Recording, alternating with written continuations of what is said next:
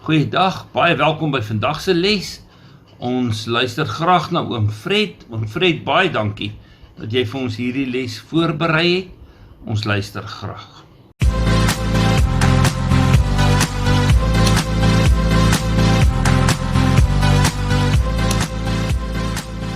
Allee, goeiemôre graad 6. Ons doen oordeel 6, ons is by les 2 Genesis. Julle kan julle boekies oopmaak, julle sal sien ons het die inleidingsles gedoen en toe les 1 by die Pentateeg is en nou is ons is nou by les 2 Genesis.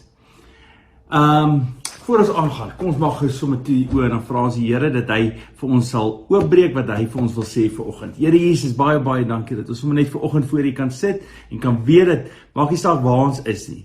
En of ons nou alleen is, dat U daar is. En Here Jesus, ons wil hoor wat U sê.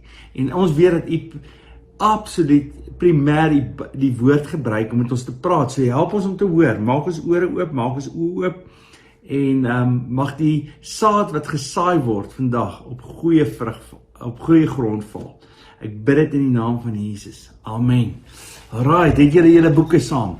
Nou wat ek gaan doen is, ek gaan volgens die boek werk. Alright, so ek gaan vir julle help. Julle sal sien, kom ons lees gou eers die gedeelte. Iets om te lees, Genesis 1 vers 26. Het julle dit saam met my? Toe het God gesê, kom ons maak die mens as ons verteenwoordiger, ons beeld, sodat hy kan heers oor die vis in die see, die voëls in die lug, die makdiere, die wilde diere en al die diere wat op die aarde kruip. Nou hier is die eerste ding wat julle moet weet. As julle 'n pen in die hand het, julle moet die pen in die hand hê wat julle moet invul ook in julle boekies. So julle sal sien die eerste gedeelte moet julle invul. Nou Genesis beteken eintlik die woord beteken in die begin. In die begin of begin. En dis eintlik maar voor die hand liggend, want in die begin het God die hemel en die aarde geskep en alles wat daarin is. So dit was die begin gewees. En so Genesis vertel ons van die skepping eerstens. Alright. So die eerste ding wat hy vir ons vertel is oor die skepping. Nou die tweede een wat jy moet invul, Genesis dien as fundament vir die res van die Bybel. Nou wat dit beteken is die volgende. Alles wat na Genesis gebeur, is eintlik maar 'n verstaan van wat in Genesis gebeur het in die eerste plek. So dit is so belangrik dat jy verstaan wat in Genesis gebeur het, sodat jy die res van die Bybel ook gaan verstaan. Nou Genesis in die eerste plek vertel vir ons 5 dinge. En Genesis leer ons dat God in 6 dae die aarde gemaak het en dat hy dit goed gemaak het. Dis die eerste ding wat die Genesis ons leer. Die aarde wat ons sien en die goeders wat op die aarde is en ook die sterre en alles wat in die hemelruim is deur God gemaak. Dit was nie per toeval nie. Dis wat die Bybel ons eintlik wil leer. Dit was nie per toeval nie. En hoekom dit so belangrik is dat baie mense vandag glo dat sommer alles wat hier is, die diere, die plante en alles het net per toeval gebeur. Op 'n stadium het net die toeval geval. Nou, om dit te glo is 'n verskriklike groot geloof. Iemand het eendag gesê, een van die wetenskaplikes het gesê op 'n stadium, toe sê hy, om te glo dat alles in hierdie wêreld per toeval gebeur het, is om te glo dat soos 'n sê maar jy het 'n vliegtuig wat oor 'n oop stuk grond vlieg en in die vliegtuig is 'n klomp bakstene, 'n klomp teëls en 'n klomp sement, alles wat nodig is om 'n huis te bou. En soos dit hy oor die veld vlieg, gooi hy al hierdie materiaal af en woep, toe dit val op die grond, en val dit so mooi in volgorde dat jy 'n huis het. Hy sê dit is om te glo dat hierdie heelal per toeval gebeur het sonder enige bouer of skepper. En wat Genesis vir ons sê, dit is nie per toeval nie. God het geskep en God het goed geskep. Hy het nie dit sleg gemaak nie. So dis die eerste ding wat ons moet onthou. Dan die tweede ding wat ons moet weet is, die mens het gekies om ongehoorsaam te wees. Dis die volgende tema in Genesis. Die mens, en julle kan dit daar invul, die mens het gekies om ongehoorsaam te wees. Nou, hier is die ding van die hele Bybel, hier is die goue draad. Die mens was ongehoorsaam, en jy sal lees in Genesis 3, waar Eva en Adam die vrug eet van die kennis van goed en kwaad, dat hulle op die einde soos God wou gewees het. En dit is 'n probleem, dis die sonde, die oersonde wat nou nog is. almal wil wees soos God en almal wil doen wat reg is in hulle eie oë. En daarom die oomblik toe dit gebeur, die oomblik toe Adam en Eva ongehoorsaam was, toe kom daar 'n breuk in die verhouding tussen die mens en God, waar God en die mens altyd saam geleef het en saam gewandel het en waar hy so kon praat met God. Imagine dit. Imagine Adam kon so praat en Eva kon so praat met God soos ek nou vandag met julle praat. En toe die sonde intree, toe kom haar verwydering. En daar's 'n vloek van die dood. Dit wil sê die dood het gekom met die sonde.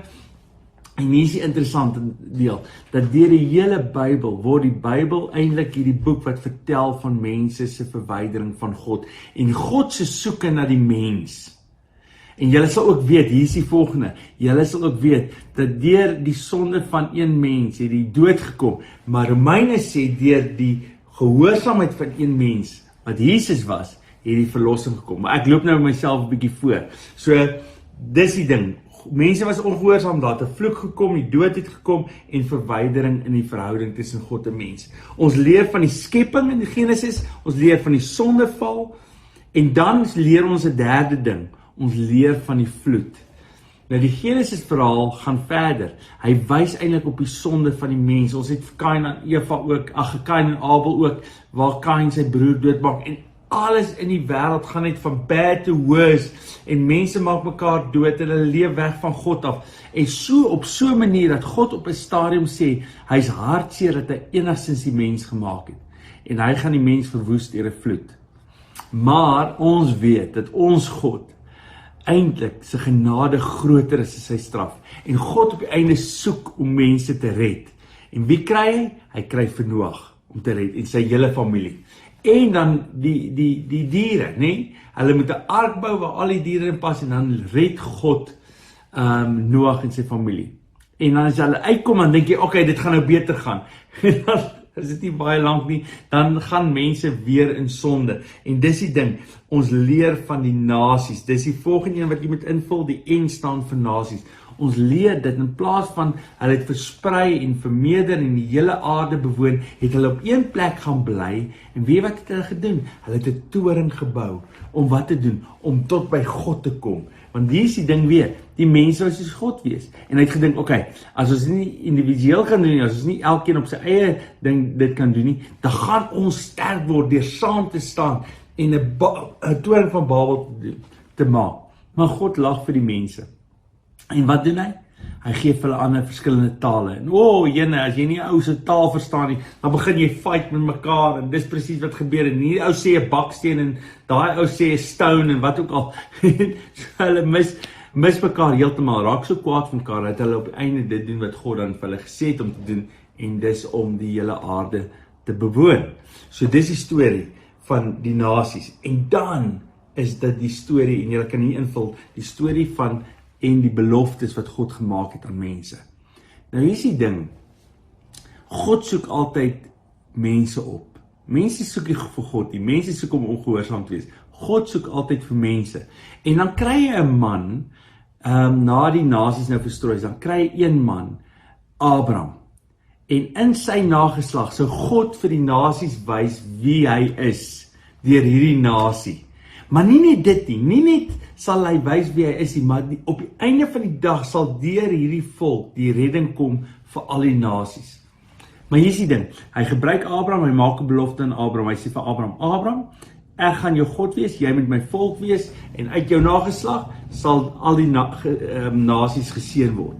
Nou hier is die interessante ding, jy kry vir Abraham, jy kry vir Isak, jy kry vir Jakob, nee? Dis die, hulle noem die aardsvaders, nee? Van die Bybel. Dis die 3 myn manne in Genesis. En dan uit Jakob is die 12 seuns, en hulle word die 12 stamme van Israel. So dis belangrik om te hou. Hulle word die 12 stamme van Israel. Nou, gaan ons gesels. Hoe sien ons Jesus in die boek van Genesis? Hoe sien ons vir Jesus in die boek van Genesis? En ek wil gou sommer vir julle dit sê. Genesis en die figure in Genesis word verskriklik baie in die Nuwe Testament gebruik. En Johannes, die evangelie van Johannes begin met dieselfde woorde en Markus begin met dieselfde woorde as Genesis 1. In die begin. Alright, so gaan lees dit 'n bietjie in Johannes en Markus. Hulle begin met dieselfde woorde as in Genesis. Maar hoe sien ons vir Jesus in Genesis? Ek dink ons begin hom al in Genesis 1:3 sien, waar Eva Sondag en waar die vloek uitgespreek word, sê God, maak hy hierdie belofte. Hy sê, die slang sal jou nageslag in die haakskeen byt, maar hy sal sy kop vermorsel.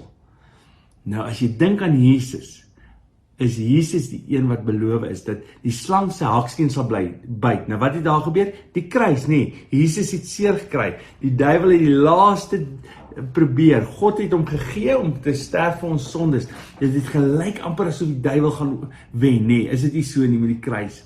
Maar juis deur die kruis is die slang se kop vermorsel. En die opstanding van die dood is hy finaal oorwin. En dit kry ons al in Genesis, en daai profesie is bewaarheid geword aan die kruis. Die volgende een wat ons kry is, die hele verhaal van Abraham, is dat God beloof uit jou nageslag sal op die einde die lig vir die nasies wees, en daar sal redding kom uit jou nageslag.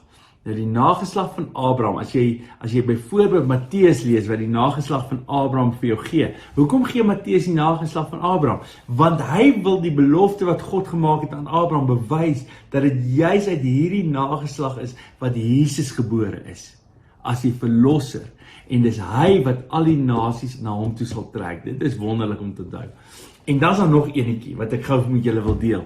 Hoe sien jy Jesus? En dit is die verhaal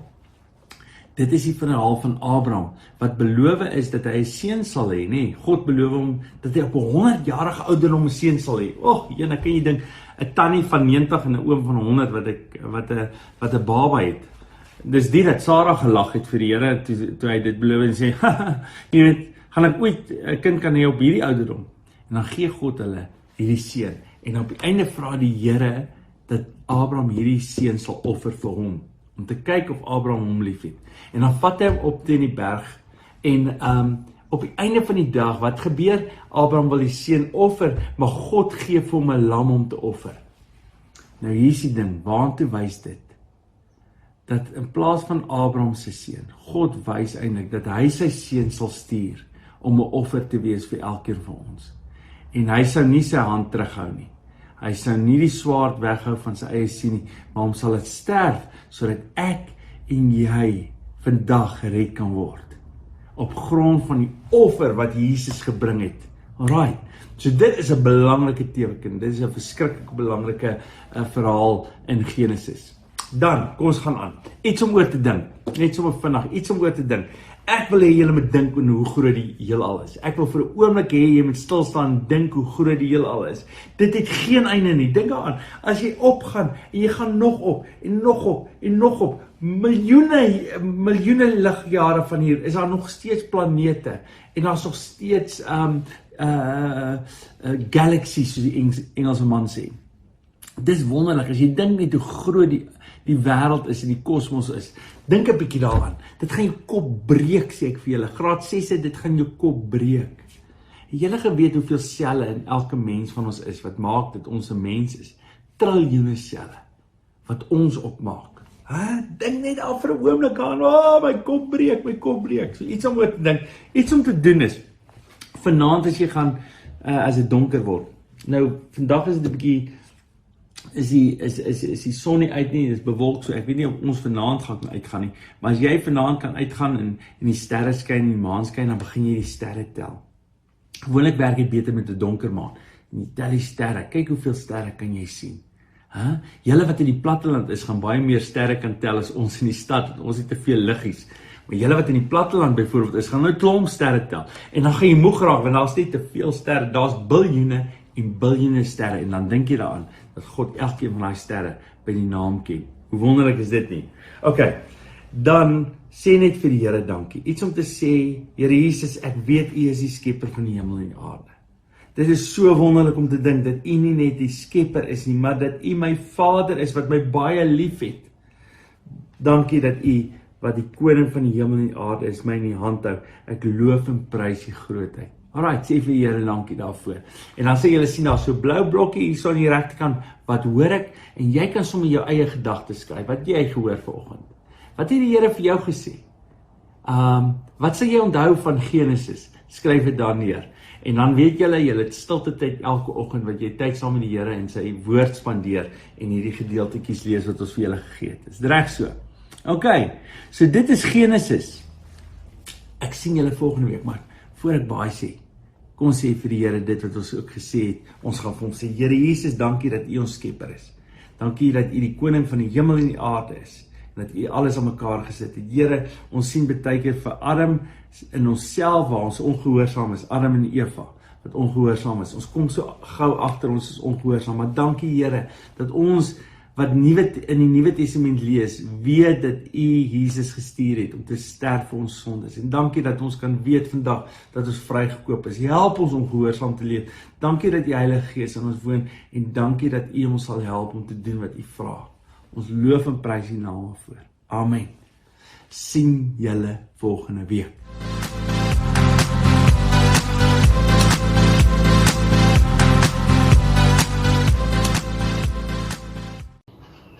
Onthou as daar enigiets is wat jy vir my wil sê, is jy baie welkom om 'n stemnota te los. Dit hoef nie op die groep te wees nie. Jy kan dit privaat vir my los of 'n WhatsApp of 'n e-posie. Is baie welkom. Mooi dag vir jou.